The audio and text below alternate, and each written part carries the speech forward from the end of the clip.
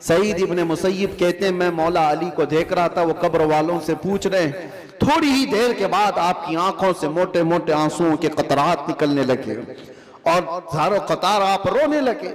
سعید ابن مسیب پوچھتے ہیں مولا علی کرم اللہ وجہہ الکریم سے کہ سرکار آپ ان سے بات کر رہے ہیں اور رو کس بات پر رہے ہیں؟ مولا علی نے فرمایا میں نے ان سے صرف اتنا پوچھا کہ تمہاری حالتیں کیا ہیں، تو قبر والوں نے مجھے جواب دیا اے علی ہماری کیا حالتیں پوچھتے ہو، اس چہرے کو رب تبارک و تعالیٰ نے بچھوؤں کی غذا بنا دیا ہے جس کو ہم سجایا کرتے تھے، ان بالوں کو جن میں ہم کنگا کرتے تھے پیپ نکل آیا ہے، کیڑے کھینچ رہے ہیں، ہماری ان آنکھوں کو آج خیرہ کر دیا گیا ہے، ان آنکھوں کو سیاہ کر دیا گیا ہے، ہمارے وہ بازو جس پر ہمیں بڑا ناز تھا ہم آج ہلا بھی نہیں پاتے اور ان کو بڑی مضبوطی کے ساتھ توڑ دیا گیا ہے، ختم کر دیا گیا ہے۔ حضرت علی کرم اللہ وجہہ الکریم سعید ابن مسیب سے کہتے ہیں قبر والوں کے یہ جواب سن کر بتاؤ کیا میں مسکرا سکتا ہوں، کیا میں ہنس سکتا ہوں؟ تو پھر اللہ کا خوف ہے کہ میں زار و قطار رو پڑا۔ میرے عزیزو ہم سب بھی اسی منزل کے راہی ہیں، ہم بھی اسی آخری مکان کے مسافر ہیں جہاں ہم سب کے ساتھ یہ ہونا ہے۔ اس لیے جب تک رب تبارک و تعالیٰ نے ہمارے جسم میں روح باقی رکھا ہے اس روح کی توجہ کرو، اس کی تربیت کرو، ورنہ وقت گزر جانے کے بعد قرآن پاک میں ہے کئی ایسے لوگ ہیں جو کہتے ہیں رب تعالیٰ سے، کیا کہتے ہیں؟ لو کننا نرد، اے اللہ اگر کاش ایک بار ہم کو تو لوٹا دے، کننا نعمل، ہم بہت اچھا عمل کریں گے، عملا صالحا، ہم نیک بن کر کے آئیں گے، لو نرد، ہم لوٹا دیے جائیں، اگر ایک بار ہمیں دوبارہ دنیا میں بھیج دے ہم پکے مومن بن کر کے آئیں گے، ہم نیک عبادتگار بن کر کے آئیں گے۔ رب تعالیٰ فرماتا ہے کلا، ہرگز نہیں، جو وقت تھا وہ بیت چکا، اب عمل کا وقت نہیں، اب صرف حساب کا وقت ہے۔ اللہ وبرکاتہ۔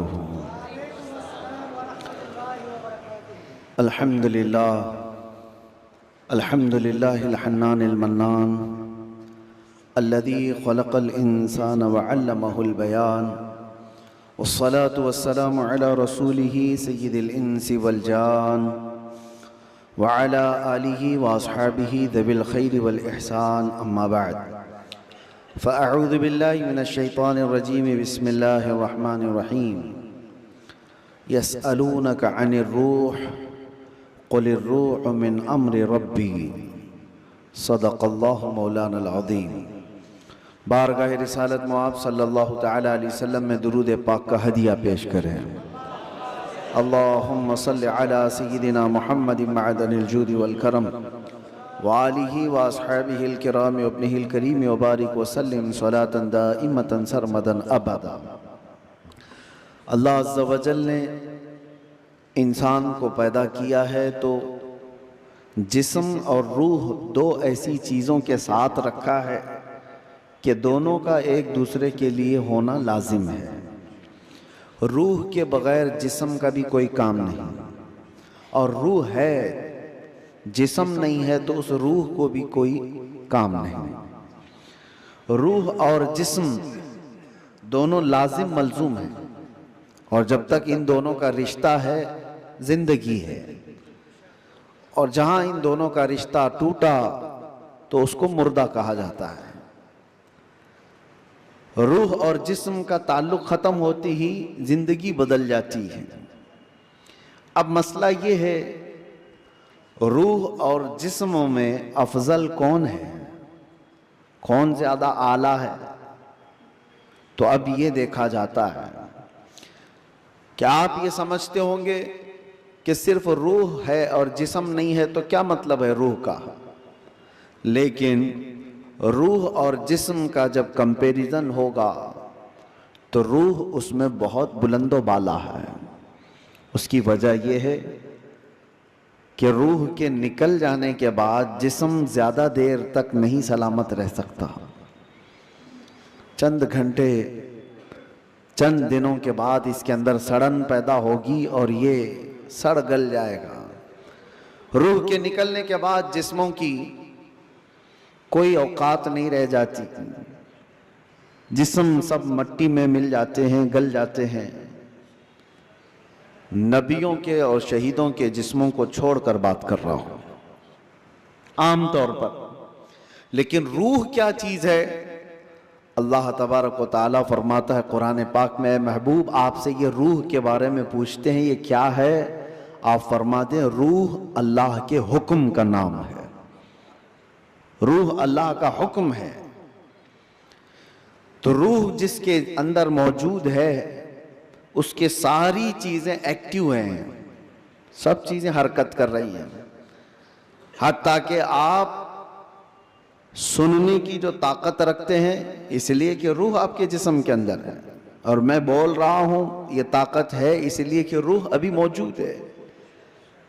हाथ उठ रहा है, पैर चल रहे हैं, जुबान मजा चख रही है, आंखें झपक रही हैं, ये सारी हरकतें रूह के होने की वजह से हैं। रूह का ताल्लुक खत्म हो जाए तो जिस्म ये सारे हरकतें नहीं कर सकता। अब मैं आपको बता रहा हूं, थोड़ी सी चीजें आप तवज्जो ले लें। रूह जब हम सकते हैं, बोल सकते हैं, सुन सकते हैं, देख सकते हैं, सब है। रूह होने के वक्त इतना सब जो कर सकते हैं ये इतना ही नहीं, बल्कि मैं आपको बता देता हूं उस रूह की अगर कोई तरबियत करता है तो ये रूह उसको इतनी ताकत अता करती, इतनी कि वो जो सामने हरकतें हो रही हैं हाथ पैर हिलाने की, ये बढ़ते बढ़ते बढ़ते इतनी हो जाती है कि इसके लिमिटेशन ही नहीं है।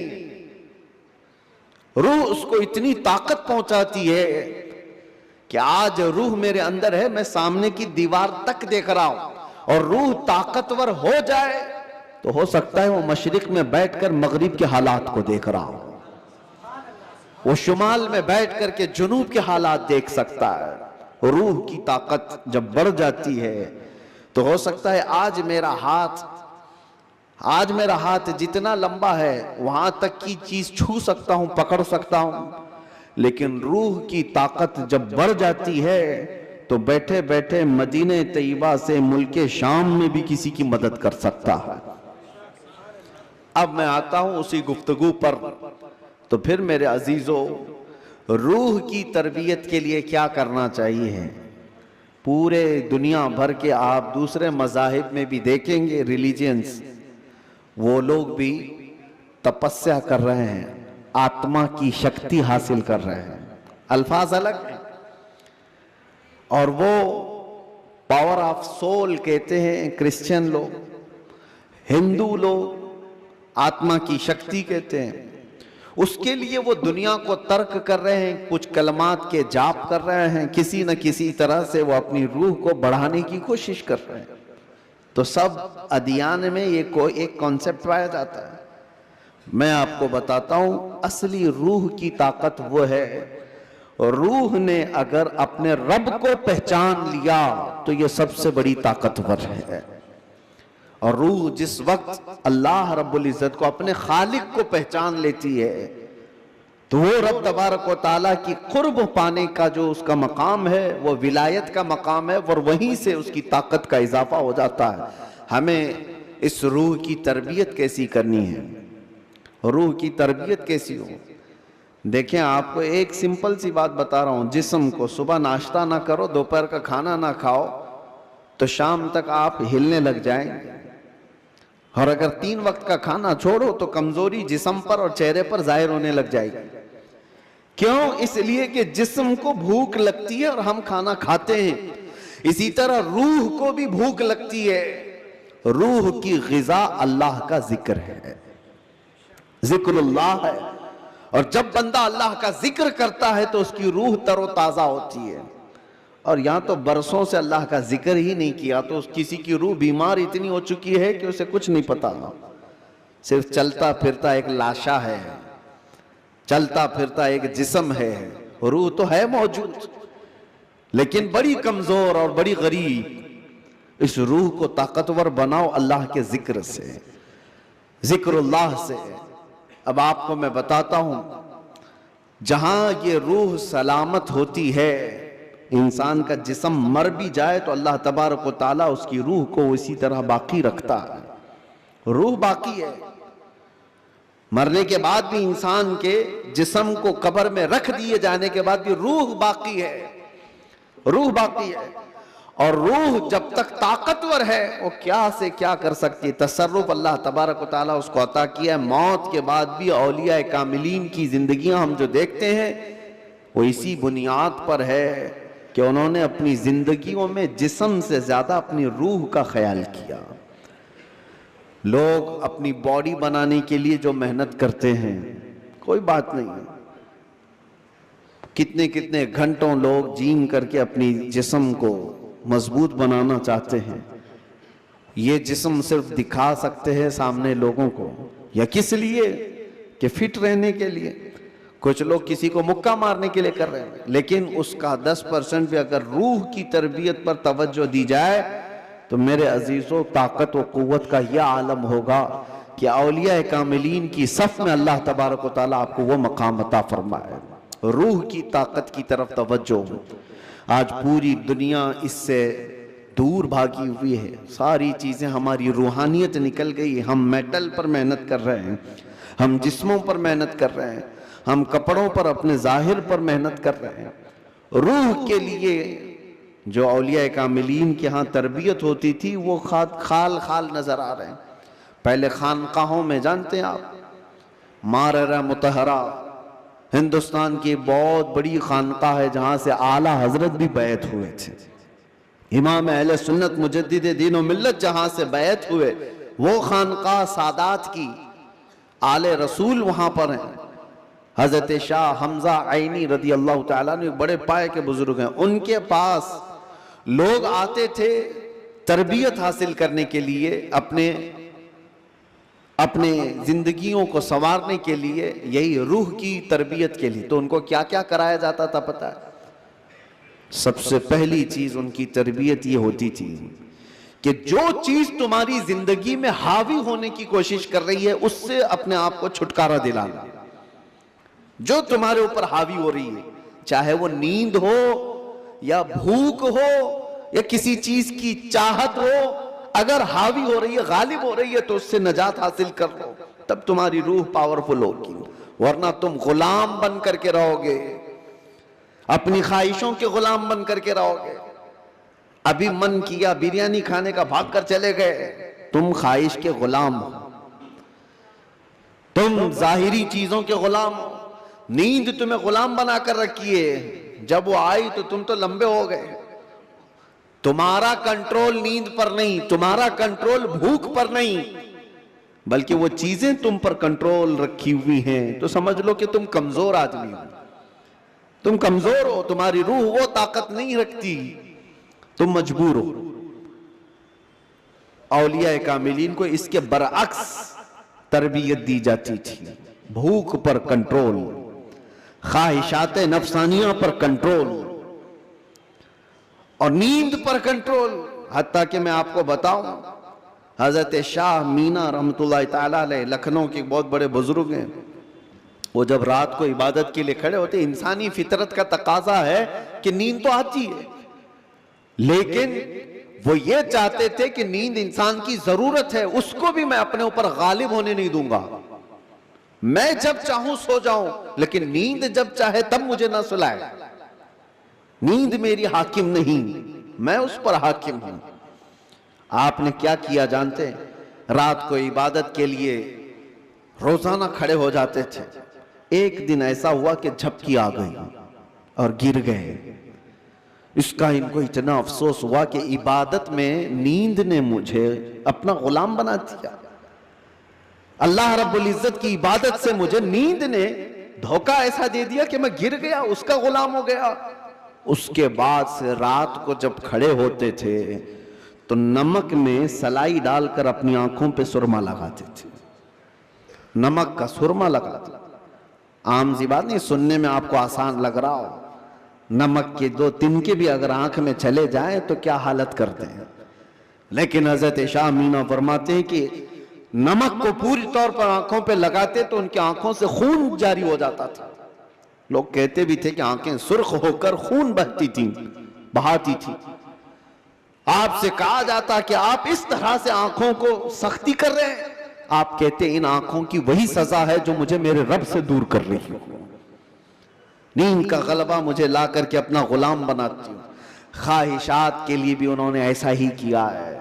اپنے خواہشات پر کنٹرول جب تک آدمی نہیں کرتا اس کی روح طاقتور نہیں ہے, اس کی روح کوئی طاقت نہیں رکھتی, وہ کمزور آدمی ہے.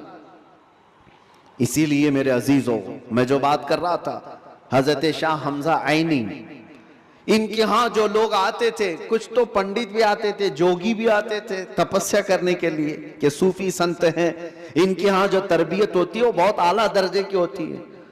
آپ یہ کہتے تھے کہ انسان سب سے زیادہ کن چیزوں کا محتاج ہے؟ کھانے کا, پینے کا, سونے کا, یہی سب چیزیں نا. اس پر تو وہ کنٹرول کرا ہی دیتے تھے. کوئی ایسا ان کے پاس مجاہد ہوتا, ریاضت کرنے والا, کہ 3 دن 4 دن تک بغیر کھائے پیے عبادت میں مصروف رہتے, کچھ بھی نہیں. اور یہ پاسبل ہے کیونکہ اللہ نے انسان کی باڈی کو فلیکسیبل بنایا ہے. اس کو جیسا بندہ ڈھالتا ہے ویسا جسم بنتا ہے, کوئی چیز امپاسبل نہیں ہے. بزرگوں نے یہ تربیت کیا. اب ایک مقام ایسا آیا کہ کھانے پینے کی بات تو چھوڑو, یہ جو محتاجی ہے, جو بھوک لگتی ہے, اس سے تو انہوں نے کنارہ کر لیا. ایک شاگرد نے ان سے کہا کہ حضور, کھانے سے تو ہم محتاج نہیں ہیں, جب ہم چاہیں گے کھا لیں گے. بھوک ہم کو غلام نہیں بنا رہی یاد, پیاس بھی ہم کو غلام نہیں بنا سکتی, لیکن یہ جو سانس لیتے ہیں اس کے تو ہم محتاج ہیں, سانسوں کے بغیر تو رہ نہیں سکتے. آپ نے فرمایا میں وہ بھی تربیت تمہیں کرا دوں, اس کی بھی تربیت کرا دوں.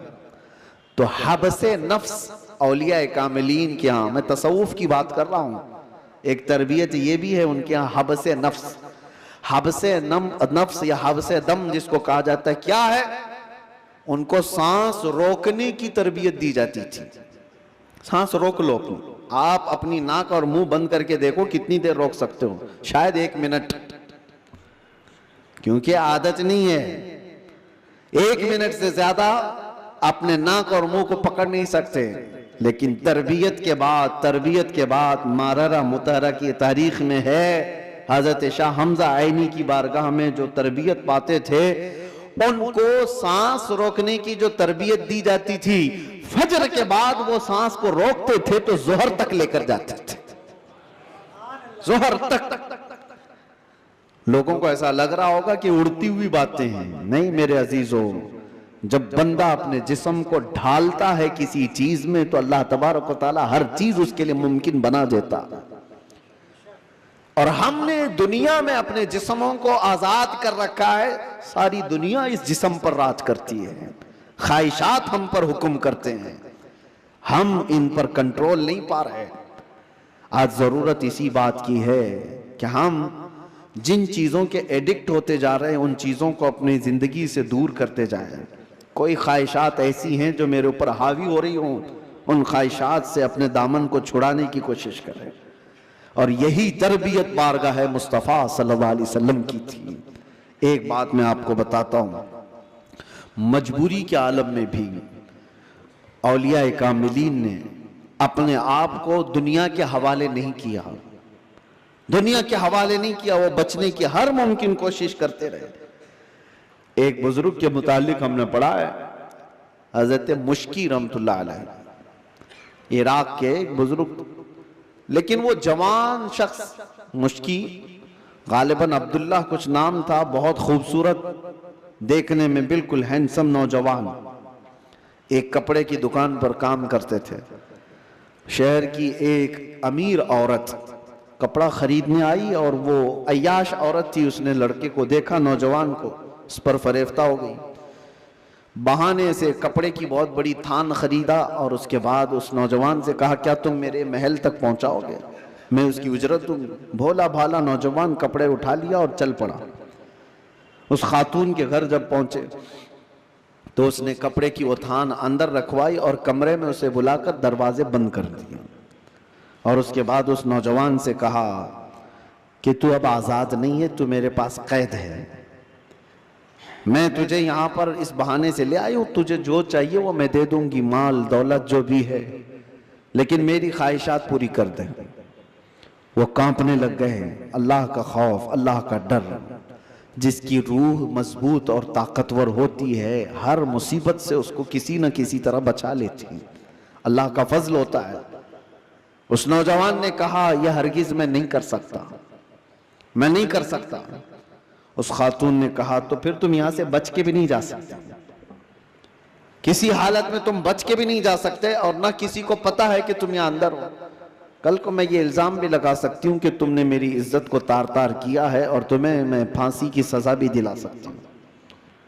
اس نوجوان کی مجبوری دیکھیں کہ خاتون نے ایسے اس کے اوپر حاوی ہونے کی کوشش کی کہ کسی بھی طرح سے اس کو گناہ کی سرزمین پر دھکیل دے، لیکن یہ نوجوان ہے، اچانک نہ جانے دل و دماغ میں کیا خیال آیا، کہا کہ ٹھیک ہے مجھے استنجا کرنا ہے، طہارت، ٹوائلٹ جانا ہے۔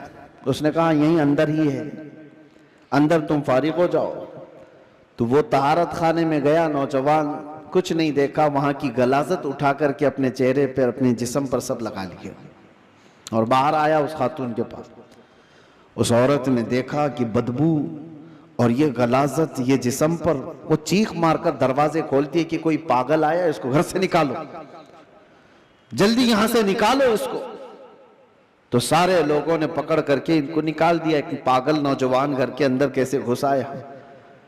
ان کو اس کی نہیں پڑی تھی کہ مجھے لوگ پاگل کہیں، لوگ میری بدبو کو دیکھیں، لوگ مجھے غلاظت ملا ہوا شخص کہیں، کچھ فکر نہیں تھی۔ اور نوجوان وہاں سے نکلا اور راستے میں ایک کنویں میں جا کر اس نے غسل کیا۔ روایت میں موجود ہے اس کے بعد سے ہر دن ان کے جسم سے مشک کی خوشبو آتی تھی۔ اللہ تبارک و تعالیٰ کے لیے جب بندہ اپنے جسم کو بچا لیتا ہے تو رب تبارک و تعالیٰ اس کو ہمیشہ کے لیے محفوظ کر دیتا ہے یا خوشبودار کر دیتا ہے۔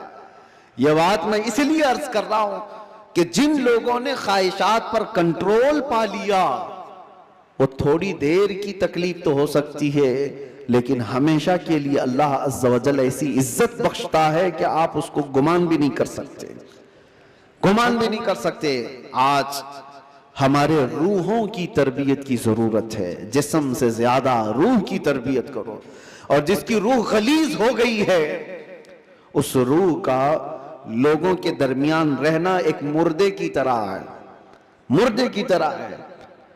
اسی لیے میں نے دیکھا ہے تاریخ میں، آپ کو پتا ہے حضرت صابر کلیری رحمۃ اللہ تعالی علیہ کے متعلق آپ نے سنا ہوگا کہ آپ سے آپ کے مرید نے پوچھا تھا کہ فنا اور بقا کیا چیز ہے، تو آپ نے فرمایا تھا کہ میں تم کو بعد میں بتاؤں گا۔ فنا اور بقا، فنا کا مطلب ختم ہو گیا، بقا کا مطلب باقی رہنے والا۔ تو آپ کا انتقال ہوا، آپ کا غسل کفن سب کر کے جنازے کے لیے رکھا گیا، تو کون آگے بڑھے نماز پڑھانے کے لیے؟ صفیں لگی ہوئی تھی، ہزاروں کی تعداد میں لوگ موجود تھے۔ ایک گھوڑ سوار آئے، چہرے پر کپڑا پڑا تھا، سیدھے وہ امامت کے آگے بڑھ گئے، نماز پڑھا لیا، سارے لوگ ان کے پیچھے نماز بھی پڑھ لی، کسی نے پوچھا نہیں۔ اور وہ آئے ہوئے بزرگ نماز جنازہ پڑھا کر نکل رہے تھے، تو ان کے وہ مرید خاص جو صابر کلیری کے تھے، انہوں نے ان کو پکڑا اور پوچھا آپ کون ہیں؟ ہمارے پیر و مرشد کی نماز جنازہ پڑھانے والے آپ کون ہیں؟ اچانک آئے اور پڑھا کر جا رہے ہیں۔ کپڑا انہوں نے چہرے سے ہٹایا تو وہ صابر کلیری ہی تھے، صابر علاء الدین کلیری۔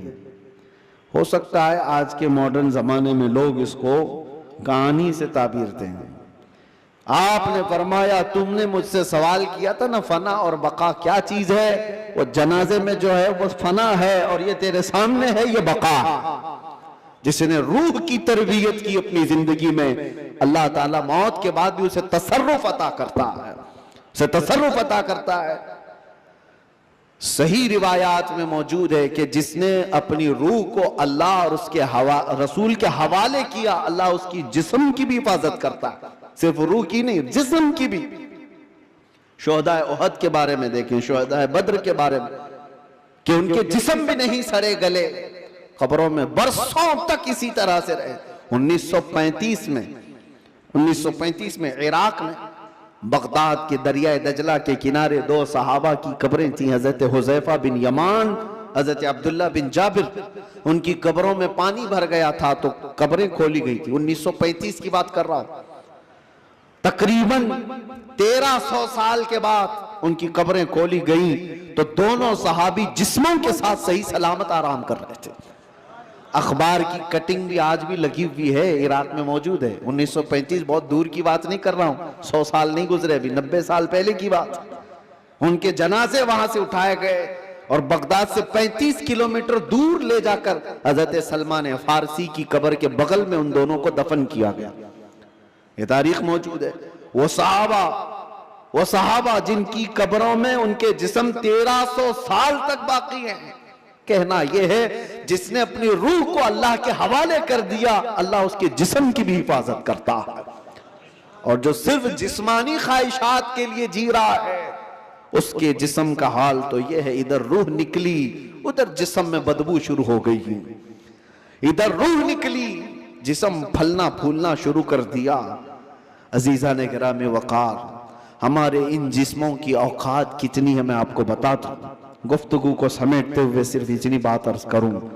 کہا گیا ہے کہ قبر میں ہماری تختیاں بند کر کے جب لوگ چلے جاتے ہیں قبر کی مٹی میں، آپ کو اندازہ ہے، آپ ممبئی کے قبرستانوں کو دیکھتے ہیں اور بہت جلدی یہاں قبریں کھولی بھی جاتی ہیں، لیکن جہاں نہیں کھولی جاتی وہاں کے لیے بھی میں بتا رہا ہوں، دفن کر کے چلے جانے کے بعد ایک دن کے اندر، صرف ایک دن 24 گھنٹے جب گزر جاتے ہیں تو پیٹ میں کا اور دماغ میں کا پورا پانی پیپ کے ذریعے سے یا کسی طرح سے اس کے ناک اور منہ سے باہر نکل جاتا ہے، اس کے کانوں سے سب نکل جاتا ہے. اور اس کے بعد دن جیسے جیسے گزرتے جاتے ہیں، اگر قبر کے حشرات یعنی کیڑے مکوڑے اس کے جسم کو کھانے لگ گئے تو بہت جلدی وہ گلنا شروع کر دیتا ہے. 3 دن کے اندر پیٹ پھٹ جاتا ہے اور پیٹ کے پھٹ جانے کے بعد جو تعفن نکلتا ہے اس کی چیزیں سب اس کی باہر ہو جاتی ہیں. اور اس کے بعد 9 دن گزر جاتے ہیں یا 10 دن گزر جاتے ہیں تو جسم کی ساری چمڑی پک جاتی ہے، پوری چمڑی، چاہے اس کو جتنی بھی حفاظت سے رکھا جائے، روح نے ساتھ چھوڑ دیا ہے تو اب جسم ترتیب وار ایک ایک چیزیں اس کی ختم ہوتی چلی جاتی ہیں. اس کے ناک سے، اس کے کان سے، اس کے منہ سے گودا باہر نکل آیا، پیٹ پھٹ گیا، اب چمڑی گلنے لگ گئی. پھر اس کے 40 دن گزرنے والے ہوتے ہیں کہ ہڈیاں سب باہر نکلنے لگ جاتی ہیں، دکھتی ہیں، ہڈیوں کا اظہار ہو جاتا ہے، چہرہ کسی حد تک رکھا جاتا ہے. کہا گیا کہ مہینہ گزر جاتا ہے کہ اس کی آنکھوں کی پتلیاں بھی باہر نکل جاتی ہیں. مہینہ 2 مہینہ گزرتا ہے کہ اس کے بعد پھر جسم کے اندر جتنی نرم چیزیں تھی سب نکل جاتی ہیں، پھر ڈھانچہ باقی رہ جاتا ہے اور ڈھانچہ، ہڈیاں بھی اپنے آپ میں ٹوٹنے لگ جاتی ہیں. اس کے پیروں کی ہڈیاں اس کے کمر سے الگ ہو جاتی ہیں، اس کے گھٹنے سے اس کے ران کی ہڈیاں الگ، اس کے بازوؤں کی ہڈیاں الگ. اسی لیے 6 مہینے سال بھر کے بعد جب آپ قبر کو دوبارہ کھود رہے ہوتے ہیں تو پورا ڈھانچہ کسی کو نہیں ملتا. کسی کی گھٹنے کی ہڈی، کسی کے سر کی کھوپڑی اور کسی کے پیر کی ہڈی، یہی سب چیزیں ملتی ہیں. جسم سب چھوڑ چکا ہوتا ہے. یہ وہی جسم ہے جس کو ہم گھنٹوں آئینے کے سامنے سجا رہے ہوتے ہیں. یہ وہی جسم ہے جس کے اوپر ہم اپنی محنت خرچ کر رہے ہیں، چاہے وہ جیم میں جا کر. میں نہیں کہتا کہ فٹ نہیں رہنا چاہیے، فٹ رہنا چاہیے، لیکن یہ نہیں ہے کہ کل محنت ہم اپنے جسم پر لگائیں اور روح کا خیال بھی نہیں کیا کریں. روح کا خیال ہی نہیں کیا تو یہ جسم جس وقت ساتھ چھوڑ دیتا ہے تو میرے عزیزوں بہت برا حشر ہو جاتا ہے. مولا علی کرم اللہ وجہہ الکریم ایک بار قبرستان تشریف لے گئے، قبروں کو سلام کیا، السلام علیکم یا اہل القبور. اور اس کے بعد وہ مولا کائنات ہیں، قبر والوں سے یوں کہتے ہیں کیف احوالکم یا اہل القبور، اے قبروں والے تمہارے حالتیں کیا ہیں. سعید ابن مسیب حضرت علی کے ساتھ تھے. حضرت علی رضی اللہ تعالیٰ عنہ کے شاگرد، مدینے کے مشہور تابعی सईद इब्ने मुसय्यब कहते हैं मैं मौला अली को देख रहा था, वो कब्र वालों से पूछ रहे हैं। थोड़ी ही देर के बाद आपकी आंखों से मोटे मोटे आंसुओं के कतरात निकलने लगे और हज़ारों कतार आप रोने लगे। सईद इब्ने मुसय्यब पूछते हैं मौला अली करमल्लाहु वजहुल करीम से कि सरकार आप इनसे बात कर रहे हैं और रो किस बात पर रहे हैं? मौला अली ने फरमाया मैंने इनसे सिर्फ इतना पूछा कि तुम्हारी हालतें क्या हैं, तो कब्र वालों ने मुझे जवाब दिया ए अली हमारी क्या हालतें पूछते हो? उस चेहरे को रब तबारक व तआला ने बिच्छुओं की ग़िज़ा बना दिया है जिसको हम सजाया करते थे। उन बालों को जिनमें हम कंघा करते थे पीप निकल आया है, कीड़े खींच रहे हैं। हमारी उन आंखों को आज खीरा कर दिया गया है, इन आंखों को सियाह कर दिया गया है। हमारे वो बाजू जिस पर हमें बड़ा नाज था हम आज हिला भी नहीं पाते और इनको बड़ी मजबूती के साथ तोड़ दिया गया है, खत्म कर दिया गया है। हज़रत अली करमल्लाहु वजहुल करीम सईद इब्ने मुसय्यब से कहते हैं कब्र वालों के ये जवाब सुनकर बताओ क्या मैं मुस्कुरा सकता हूँ, क्या मैं हंस सकता हूँ? तो फिर अल्लाह का खौफ है कि मैं ज़ारो कतार रो पड़ा। मेरे अजीजों हम सब भी उसी मंजिल के राही हैं, हम भी उसी आखिरी मकान के मुसाफिर हैं जहां हम सबके साथ ये होना है। इसलिए जब तक रब तबारक व तआला ने हमारे जिस्म में रूह बाकी रखा है इस रूह की तवज्जो करो, इसकी तरबियत करो, वरना वक्त गुजर जाने के बाद कुरान पाक में है कई ऐसे लोग हैं जो कहते हैं रब तआला से, क्या कहते हैं? लौ कुन्ना नुरद्दु, ऐ अल्लाह अगर काश एक बार हमको तू लौटा दे, कुन्ना नअमल, हम बहुत अच्छा अमल करेंगे, अमलन सालिहा, हम नेक बन करके आएंगे। लो नुरद्दु, हम लौटा दिए जाएं, अगर एक बार हमें दोबारा दुनिया में भेज दे हम पक्के मोमिन बन करके आएंगे, हम नेक इबादतगार बन करके आएंगे। रब ताला फरमाता है कल्ला, हरगिज नहीं, जो वक्त था वो बीत चुका, अब अमल का वक्त नहीं, अब सिर्फ हिसाब का वक्त है, अब सिर्फ हिसाब का वक्त है। इसीलिए अरबी में एक मकौला मैं पढ़ता था अपने तालिब इल्मी के जमाने में, मैंने तो अपने सिराने पर उसको लगाया हुआ था, हासिबू कब्ल अन तुहासबू, अपना हिसाब पहले पूरा कर लो इससे पहले कि तुम्हारा हिसाब लिया जाए। अपना कैलकुलेशन पूरा करेक्ट करके रख लो कि इससे पहले कि तुम्हारा हिसाब लिया जाए। अजीजा निगरामी, आज हमारी जिंदगियां ऐसी हैं, हम इनकम टैक्स के डर से तो अपना हिसाब पूरा सही करने की कोशिश तो करते हैं, सीए को दे दिया, उसको दे दिया, सबसे पूछताछ करके कि कहीं कोई लूप होल्स ना रह जाए ताकि हम पकड़ में ना आए। बैंकों के मामलात सही कर रहे हैं कि कहीं हम ईडी के छापे में ना आ जाए, इनकम टैक्स के छापे में ना आ जाए। ये ज्यादा से ज्यादा तुम्हें क्या कर सकते हैं, इस जिंदगी में ही तो सजा दे सकते हैं, लेकिन इनको छुपा भी सकते हो अपने मामलात। सीए तुम्हें छोटे रास्ते भी बताता है और अलग शॉर्ट रास्ते भी बताता है, लेकिन उस रब्बुल आलमीन की बारगाह में तुम कोई हीला बहाना नहीं कर सकते। यअलमु खाइनतल अयुनि व मा तुख्फी सुदूर, वो तुम्हारी आंखों की खयानत को भी देख रहा है और दिल में छुपे हुए हालात को भी देख रहा है। उसके दरबार में क्या छुपा सकते हो? और जो फरिश्ते तुम्हें कब्र में पूछने आएंगे वो रिश्वत भी नहीं लेते हैं, वो किसी के बारे में सिफारिश को कबूल भी नहीं करते। उनका हाल तो ये है जितना रब ने उनको हुक्म दिया वो पूरा करके ही रहते हैं। अगर फरिश्ता रिश्वत लेने वाला होता तो कितने तो मालदार पैसे देकर इजराइल अलैहिस्सलाम से जान तो बचा लेते, अपनी रूह निकाले जाने से बचा तो लेते। जहां बंदा डॉक्टरों को पैसे देता है, मलकुल मौत को भी तो दे सकता था, लेकिन पूरी दुनिया को ये मालूम है कि फरिश्ता रिश्वत नहीं लेता, ना ही ये किसी को एक मिनट आगे पीछे होने देता है।